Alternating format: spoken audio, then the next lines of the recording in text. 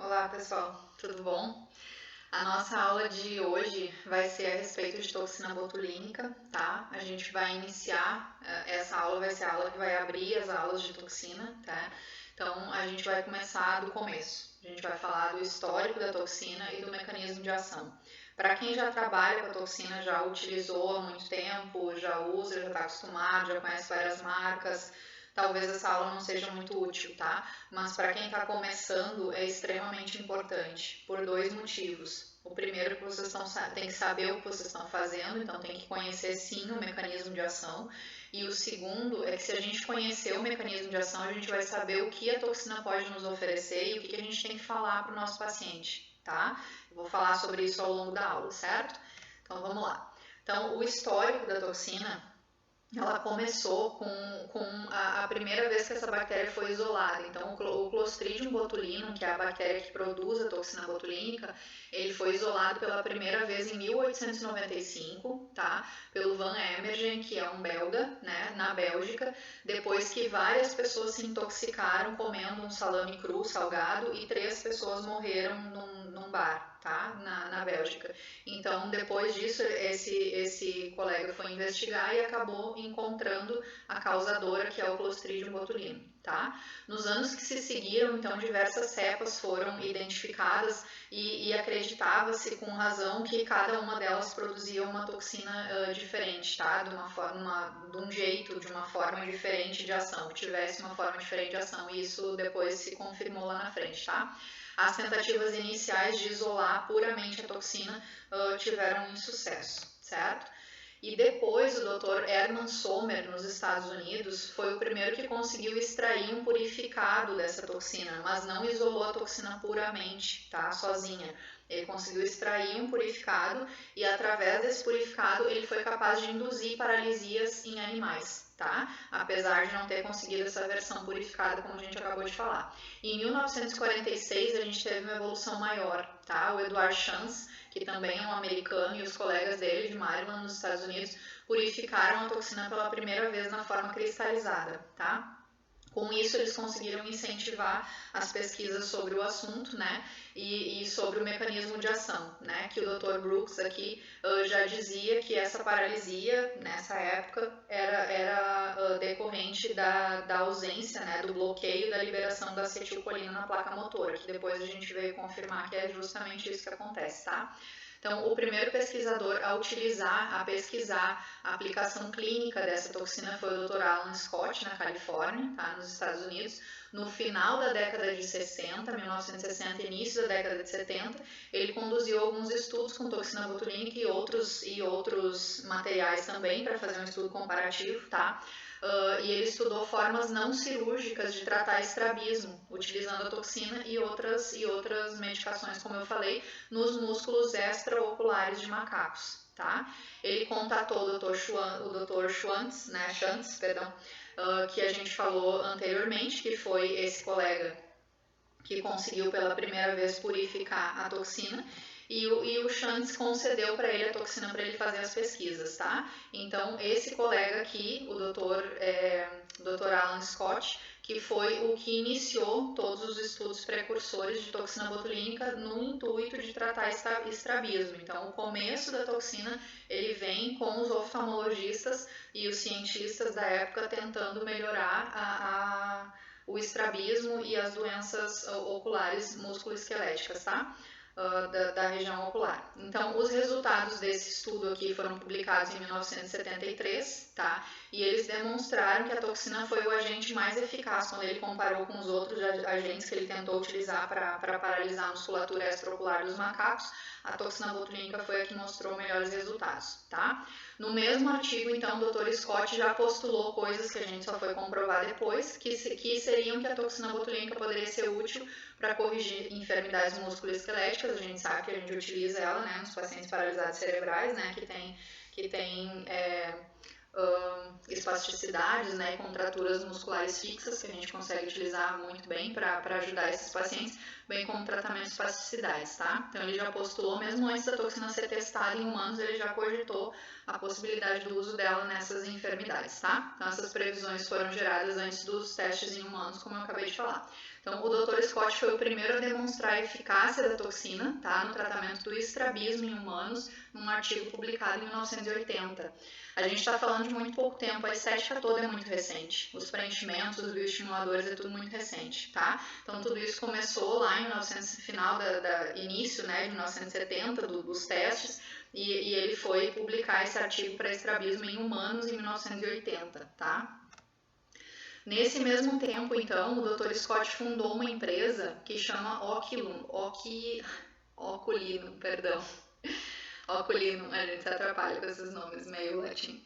Então, a Oculino Inc. foi a empresa que ele fundou e que depois, lá na frente, a Allergan acabou comprando e aí mudou o nome da toxina dele para Botox, tá? Então, a Oculino Inc. era a empresa do Dr. Scott, que ele fundou nesse mesmo tempo ali, mais ou menos na época de 1980, para fazer pesquisa e desenvolvimento com toxina botulínica tipo A, tá?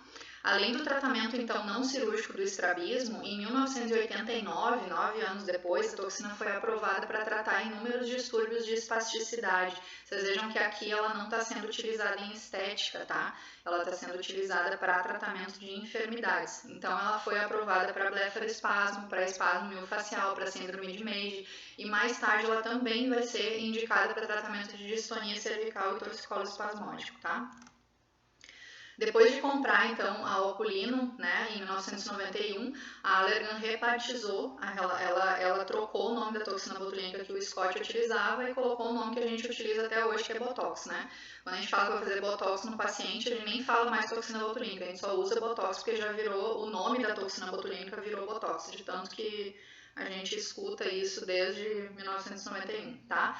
Então, nos últimos anos ela recebeu a inclusão para profilaxia de cefaleia, a gente utiliza muito no consultório, né? Quem já faz sabe disso, os pacientes que têm cefaleia adoram o resultado, porque eles permanecem o tempo de ação da toxina sem ter cefaleia tensional, né? Então, ela ajuda bastante para isso, e a gente também utiliza para incontinência urinária, tá? No início, então, da década de 90, a doutora Gianca Reuters, que ela é oftalmologista, ela percebeu que nos pacientes que ela utilizava para tratar estrabismo e blefaroespasmo, eles tinham melhor estética nas rugas da glabela. E o esposo dela é dermatologista, tá? O Alastair Reuters. Então, os dois conversando, decidiram começar a pesquisar nessa área. Tem um livro só de toxina botulínica com a história dos dois, é muito legal. Eu tive o prazer de conhecer os dois num evento que a MERS fez para convidados e trouxe, eles são canadenses, trouxe o casal para o Rio de Janeiro e a gente teve uma palestra com eles. Eles sabem muito, a história da toxina ali na frente da gente, é muito legal, tá? Então, a Gian começou a perceber isso lá em 1990 nos pacientes dela, né? Essa observação levou ela a falar com o marido dela, com o esposo dela, o Alastair, que é dermatologista, e eles iniciaram a aplicação puramente cosmética para essa região, com o puro intuito de melhorar a estética dos pacientes, tá? Em 1992, eles apresentaram os resultados na reunião anual da Academia Americana de Dermatologia e publicaram o primeiro artigo. Então, isso foi em 92. A gente tem muito pouco tempo, a gente tem menos de 30 anos aí, né? Então, é tudo muito recente, tá? A gente ainda está descobrindo novos usos para toxina, a gente ainda está percebendo que ela consegue agir em outras áreas que não só na placa neuromuscular, né? Como melhora da rosácea, por exemplo, como melhora da sudorese, né? Da hiperidrose. Então, ela tem outras atividades, sim, mas o nosso foco da aula hoje e da nossa plataforma é exclusivamente a estética, tá? Então, desde que eles publicaram esses artigos, outros profissionais começaram a usar na glabela e nas outras linhas de expressão da face também, nos Estados Unidos e no resto do mundo, tá? E aí abriu-se uma gama de estudos e artigos e tudo mais de toxina botulínica e o uso dela, que permaneceu, quando o assunto é exclusivamente estética, permaneceu como off-label durante bastante tempo, tá? Durante muito tempo a FDA e outras organizações que liberam o uso de medicações e que regulamentam o uso das medicações, regulamentaram ela para uso em ruga de glabela exclusivamente, tá? Não regulamentava para fazer pé de galinha, para fazer frontal, para fazer outras regiões estéticas. e mesmo assim a gente fazia, tá? Então a gente considera isso um uso off-label, só para vocês saberem que é utilizado há muito tempo, mas que a liberação do FDA foi chegar depois, tá? Então aqui em 2002 o FDA, 10 anos depois que eles apresentaram o trabalho deles, em 2002 o FDA liberou para uso cosmético nas rugas em glabela, mas nesses 10 anos todo mundo já estava fazendo, tá? Em 2001, então, a toxina botulínica tipo B, o Mio-Block, depois a gente vai falar dos tipos de toxina, o Mio-Block foi aprovado nos Estados Unidos para uso em distonia cervical, tá? Em abril de 2009, uma toxina diferente, que é o Dysport, né, que a gente conhece bastante, que é da Galderma, foi aprovado também para uso em distonia cervical, só que o Dysport, ele já tinha sido desenvolvido 10 anos antes do Mio-Block, tá? Mas ele só foi receber a aprovação para uso em distonia cervical em 2009, tá? E em 2010 o FDA aprovou uma toxina diferente, que é a Incubotulinum toxina A, que é o Xiaomin da Merck, tá? Que é livre de proteínas acessórias para a gente utilizar em blefaroespasmo e distonia cervical. Vocês vejam que as medicações entravam no mercado sempre pelas patologias, tá? Para a gente tratar as enfermidades, mas elas foram utilizadas desde o início também para cosmética, tá? Então vamos para o mecanismo de ação. Isso vocês têm que entender, tá? Vocês têm que entender porque vocês têm que saber o que vocês estão fazendo, vocês têm que saber o que esperar do resultado, vocês têm que saber quando pode ser utilizado, quando não pode, se fizer errado, o que pode acontecer, e tudo isso depende do mecanismo de ação, tá? De entender o que está acontecendo.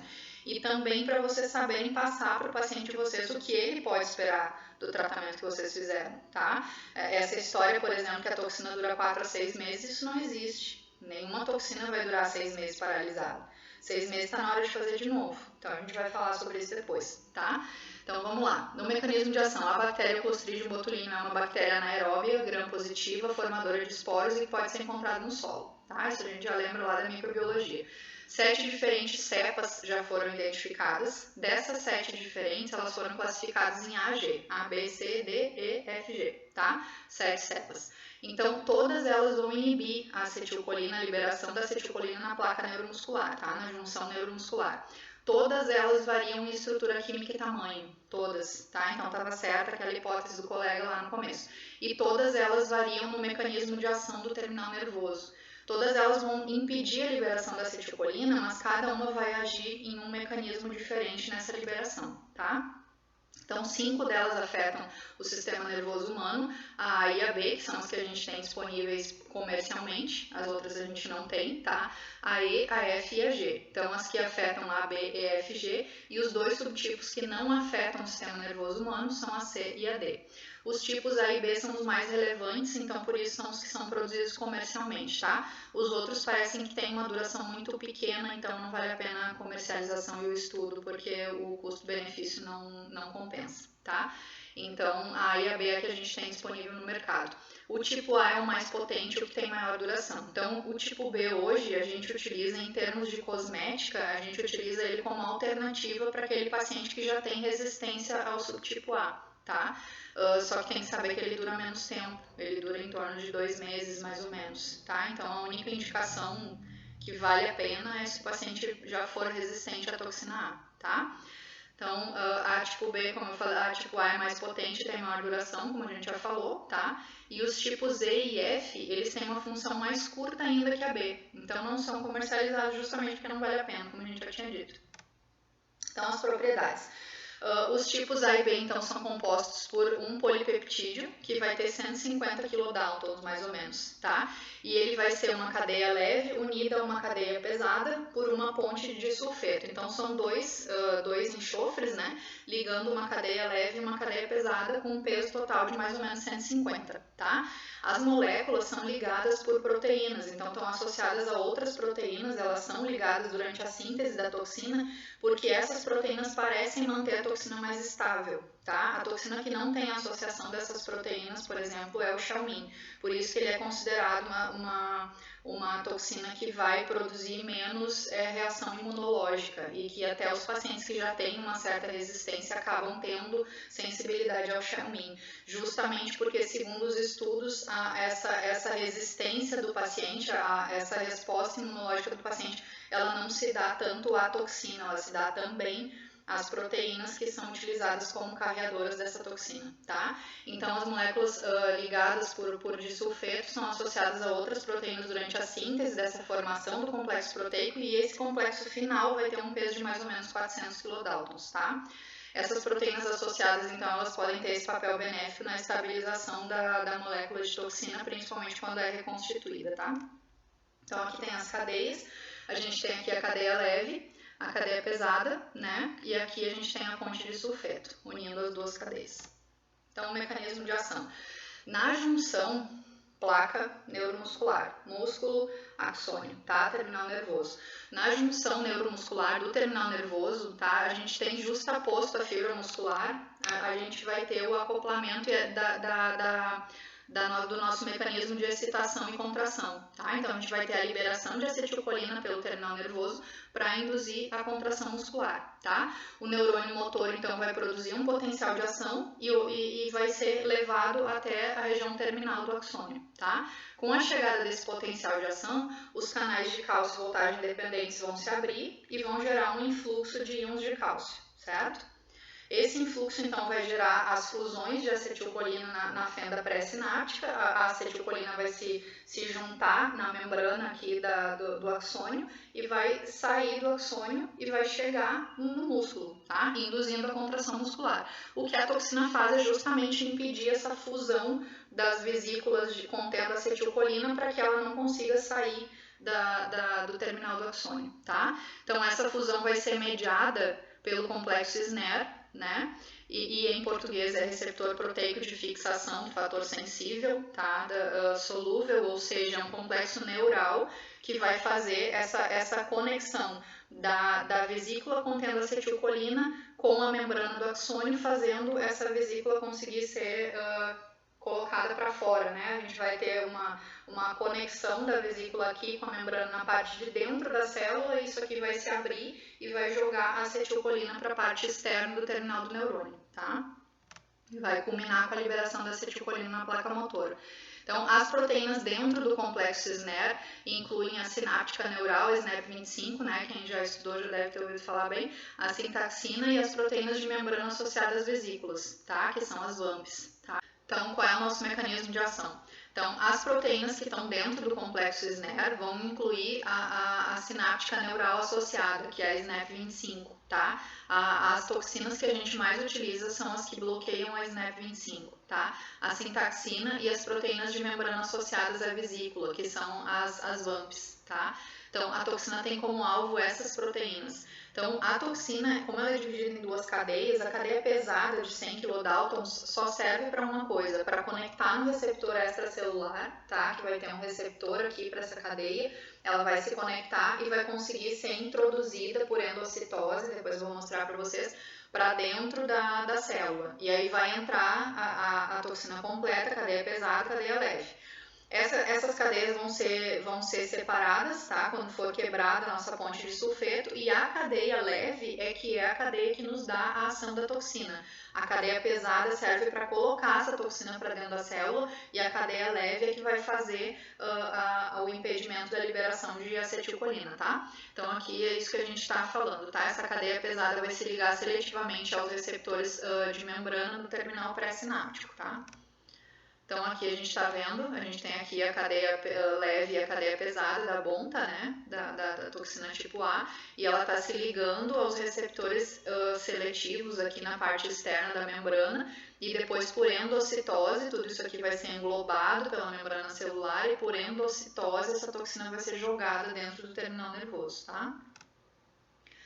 Então, todo o complexo da toxina cadeia leve e pesada é internalizado por endocitose, como a gente acabou de falar, mediada por receptor. As vesículas vão se unir aos vacúolos digestivos e esses vacúolos vão clivar a molécula em cadeia leve e cadeia pesada, tá? A cadeia pesada vai ser inutilizada e a cadeia leve é a que vai fazer o efeito da toxina. Essa cadeia leve é que vai clivar lá, que vai agir na SNEP25, nas VAMPs, e vai conseguir fazer com que a acetilcolina não seja liberada, tá? Então, a cadeia leve que vai ter em torno de 50 kilodaltons, a pesada tem 100, ela vai ter em torno de 50 kDa, exerce o efeito da paralisia, tá? Quando ela vai inativar o complexo RFN-RNA, que é o Guided Folk Nucleases, tá? Bloqueando assim a liberação da acetilcolina na junção da placa neuromuscular. Então aqui a gente consegue ver a endocitose, ó. Aqui a toxina se ligou no receptor, aconteceu a endocitose, a membrana abraçou aqui essa toxina com o receptor, tá? Ela veio aqui, se ligou aos vacúolos digestivos, houve a quebra da ponte de sulfeto, ela foi separada em cadeia pesada e cadeia leve, e a cadeia leve é que vai fazer a ação da toxina, tá? Então aqui a gente consegue perceber que não há liberação da acetilcolina, porque essa cadeia leve vai agir quebrando essas proteínas aqui, ó. Essas proteínas que estão expostas dentro da membrana, dentro do terminal nervoso, elas são responsáveis por conectar nelas a vesícula de acetilcolina e expor essa acetilcolina para o meio externo para que a acetilcolina chegue aqui na placa muscular e consiga mandar o sinal de contração muscular. Como a acetilcolina não vai ser liberada na placa motora, essa contração muscular não vai acontecer, tá? Vocês vejam que as proteínas são quebradas e essa aqui é a ação da toxina, tá? E quando a gente vai fazer, quando o corpo do paciente nosso, quando a gente faz toxina, começa a reverter essa ação, ele tem duas formas de reverter essa ação. Ele pode reverter a ação reestabelecendo essas proteínas de novo para que elas consigam agir aqui, consigam fazer esse processo de destruir as vesículas de acetilcolina, de colocar para fora da célula,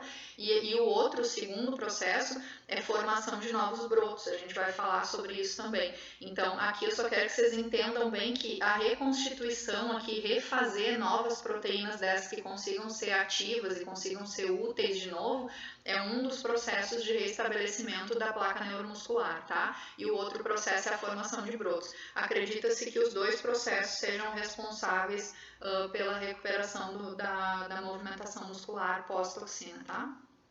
Então aqui o mecanismo de ação, cada tipo de toxina vai se ligar numa região específica do terminal nervoso pré-sináptico, como a gente falou. Cada um deles vai clivar um tipo de proteína exclusiva dentro do terminal, tá? Todos os sorotipos vão atuar no complexo SNER que a gente falou, tá? Os sorotipos A, C e E vão clivar SNEP25, a A é a que a gente utiliza, então todas as toxinas, à exceção da B, né? A A é a que a gente utiliza na maioria das vezes, então todas as que a gente usa na nossa rotina ali de consultório, todas elas vão agir sobre a SNEP25, tá? E os sorotipos B, D, E e G vão agir em cima da sinaptobrevina ou da VAMP, tá? Cada um em um local distinto, ou seja, o que isso significa?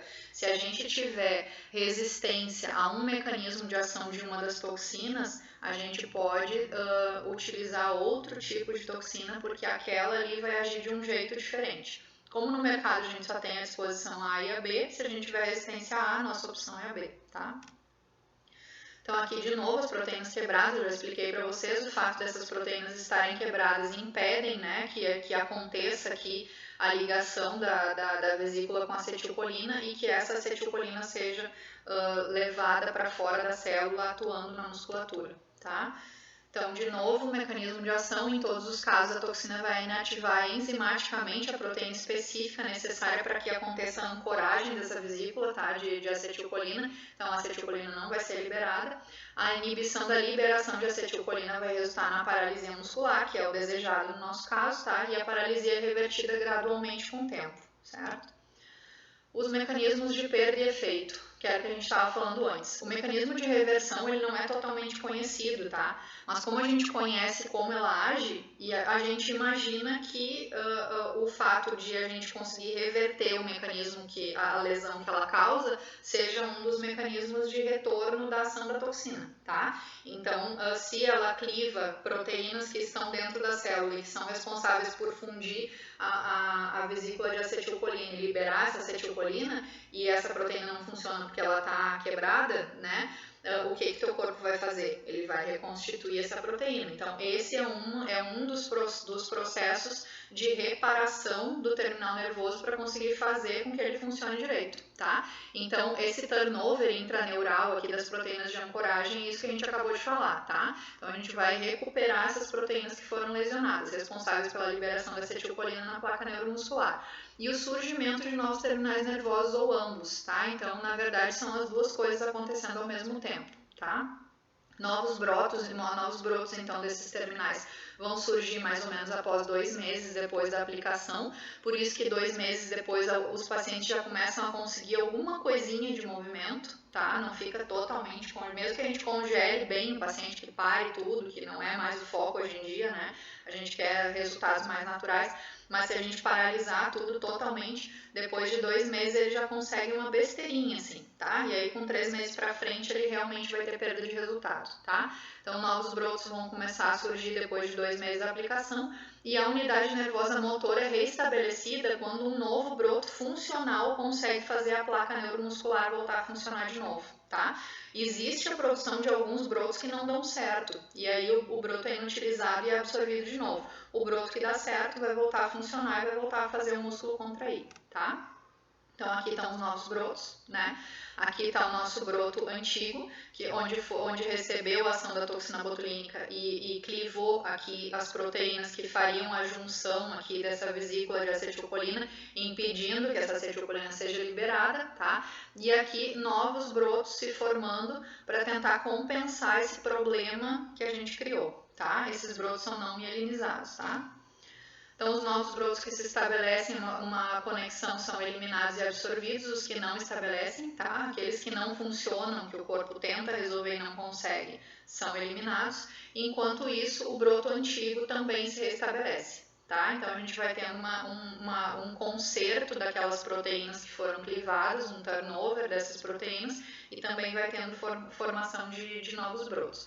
A toxina leva em torno de 3 a 4 dias para tornar o efeito visível, a gente sempre tem que falar isso para o paciente, tá? E esse é o tempo que leva para ocorrer esse processo todo que a gente citou, entre ela ser internalizada na célula e fazer o bloqueio de liberação de acetilcolina, tá? O efeito vai durar em torno de 3 meses, 90 dias, que é o tempo que o corpo leva para formar esses novos brotos não mielinizados, como a gente falou, já reestabelecendo a função da placa motora.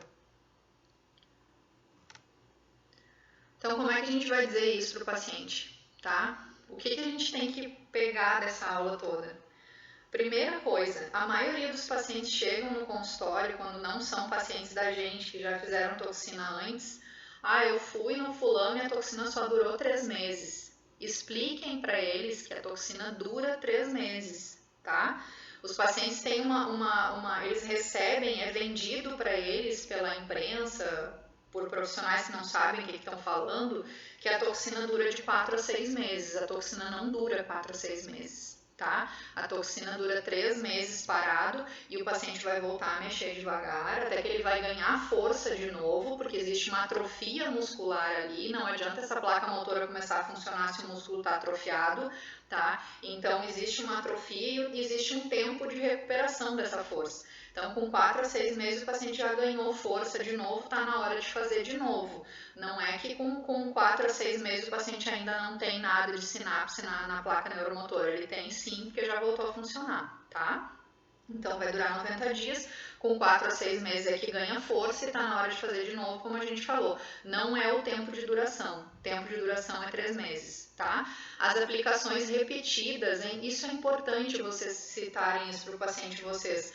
Eu tenho paciente hoje que faz toxina 1 vez por ano. Por quê? Porque já está há tanto tempo fazendo, tá? E eu não economizo em toxina, tá? A gente não está falando aqui de resultado, nós estamos falando de duração só por enquanto daquela toxina que a gente colocou. Agora, o resultado e a duração do resultado estão sim diretamente relacionados à dose que a gente utiliza, tá? Não dá para economizar. A gente pode economizar em toxina se o paciente quiser um resultado mais natural, se ele quiser manter contratilidade, se a gente acha que isso é melhor para o nosso paciente, a gente discute com ele. Agora, a gente não pode querer pegar uma seringa de toxina botulínica com 100 unidades, uma ampola, e querer utilizar em 3 pacientes. Não dá, tá? Querer fazer 3 terços superiores completos em 3 pacientes, como foi o que me venderam quando eu aprendi a fazer estética também. Não, uma ampola dá tranquilo para fazer 2 até 3 pacientes. Não dá, tá?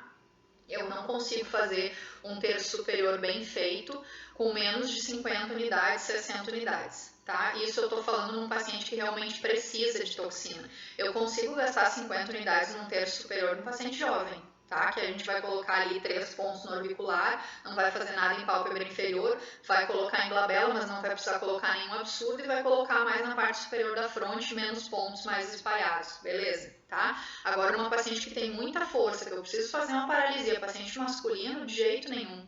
Paciente masculino, tranquilamente eu gasto 100 unidades de toxina, tranquilamente, tá? Não adianta a gente fazer uma coisa meia boca, tá? Então, considerando que a gente utilizou a quantidade necessária, que a gente fez um bom trabalho, ainda assim a toxina vai durar 3 meses, porque é o tempo do corpo do paciente recuperar. Então, vocês têm que explicar para o paciente que você tem que falar, eu gerei um problema para ti e o teu corpo vai tentar resolver. O teu corpo não sabe que tu quer permanecer com o efeito da toxina. Para ele, aquilo ali é um problema, tu tá doente. Então, ele vai tentar resolver esse problema que a gente criou. E essa resolução vai acontecer ao longo de 90 dias. Tá? Nesses 90 dias, a gente vai conseguir fazer a placa neuromuscular voltar a funcionar de novo. E esse é o tempo de duração, tá? Só que quando a gente mantém fazendo bem bonitinho, existe uma atrofia muscular tão grande e repetitiva que mesmo depois de 90 dias, voltou a contrair, o músculo está tão atrofiado que ele não consegue mais fazer vincar a pele, ele não consegue mais fazer aquela ruga. Então, a gente começa a conseguir fazer espaços maiores entre uma toxina e outra. A gente aumenta para 8 meses, depois para 10 meses, conforme a necessidade do paciente. Tem muito paciente meu hoje fazendo tranquilamente uma vez por ano. E extremamente importante, trabalhar a pele do paciente. Por que quando a gente é jovem, a gente contrai a musculatura, ninguém vai fazer botox com 15 anos? Porque não precisa. A derme não está atrofiada, a derme está espessa, cheia de colágeno, né? A pele está hidratada. Então, a gente tem que trabalhar a pele, tem que estimular colágeno. Não dá para fazer bioestímulo aqui, dá para fazer fio de PDO. Dá para fazer luz pulsada, dá para fazer laser, dá para fazer peeling, dá para fazer um monte de coisa. Então, a gente não tem que só fazer toxina no terço superior, a gente tem que trabalhar a pele do terço superior. Então, se a gente tiver uma queda, tiver uma ptose, a gente tem que fazer fio de tração, tá? Isso a gente vai falar melhor nas aulas de toxina mesmo, tá? Hoje o nosso objetivo aqui é falar só do mecanismo de ação dela e do histórico. Tá? Então, as aplicações repetidas vão gerar essa atrofia, né? E isso é bem legal, teve um trabalho que saiu ano passado mostrando a modificação definitiva na posição da cauda da sobrancelha para os pacientes que fazem toxina repetitivamente, ela ficando mais arqueada e mais elevada, mesmo sem a ação da toxina. Eu consigo perceber isso em mim hoje, para vocês terem uma ideia. Então, a atrofia faz parecer que esse efeito dura mais, né? Ela vai fazer o paciente vai enganar achando que a toxina está durando mais tempo, mas na verdade é a atrofia muscular que faz parecer com que a gente ainda tem efeito da toxina mesmo sem paciente masculino, né? Que tem mais força, paciente mais jovem, com um grau de ruga mais avançado. É importante a gente espaçar menos o intervalo entre as toxinas. Tá? A gente vai fazer, se não puder fazer com 4, faz com 5 meses, permanece uns 2 anos fazendo isso, até ter um grau bom de atrofia muscular. Aí depois a gente pode começar a fazer a cada 6 meses e aí depois sim ir espaçando. Vocês têm que conhecer o paciente de vocês, tá? Tem que olhar para o paciente e ver, não, já tá precisando, não, dá para esperar mais um pouco. Isso é individual, tá? Então, era isso que eu queria passar para vocês, pessoal. Muito obrigada. Tá? O objetivo dessa aula, além de conhecer o mecanismo de ação, é saber explicar tudo isso para o paciente. Tá? Não digam para os pacientes de vocês que a toxina de vocês dura 6 meses, porque não dura. Isso queima a toxina, queima o paciente, queima o profissional que está fazendo, tá? Vai parecer que vocês não sabem o que estão fazendo e não é verdade, tá? Então a gente tem que ser honesto com o paciente, tá? Não queiram que o paciente permaneça com vocês porque ele vai achar que o tratamento que vocês fizeram nele hoje vai durar um tempo legal. Ele vai descobrir ali na frente que não dura esse tempo e ele vai achar que vocês ou não sabem o que estão fazendo ou que vocês enganaram, tá? Então é importante a gente ser honesto com o paciente. E pacientes que não têm paciência ou que não querem ficar fazendo toxina toda hora, porque acham que não vale a pena fazer um tratamento caro com tanta frequência, a gente tem que conhecer a gama de tratamentos que a gente pode oferecer para compensar a ausência ou a utilização com um tempo mais espaçado da toxina, tá bom? Muito obrigada.